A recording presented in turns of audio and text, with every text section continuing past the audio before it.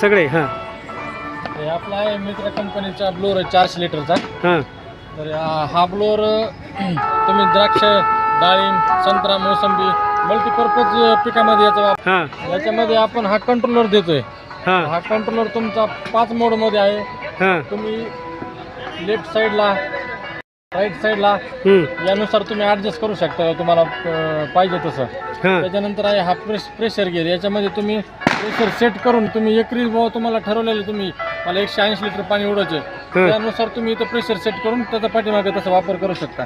याच्यामध्ये आपण STPच्या ऐवजी डायफ्रम पंप देतोय मशीनमध्ये. तर हा डायफ्रमचा यूज असा होतो की बाबा STPने आपल्याला कसं पाण्यामध्ये बबल्स वगैरे येणार नाहीत आणि हा डायफ्रमचं मेकॅनिझम वेगळ्या साईडला चालतं आणि पाण्याचं इनलेट आउटलेट वेगळ्या साईडला चालतं. त्यामुळं एक समान कव्हरेज भेटणार तुमच्या फळबागा क्षेत्रामध्ये. त्याच्यानंतर ही आपली टाकी HDP मटेरियलमध्ये. ह्या टाकीची कॅपॅसिटी तुम्ही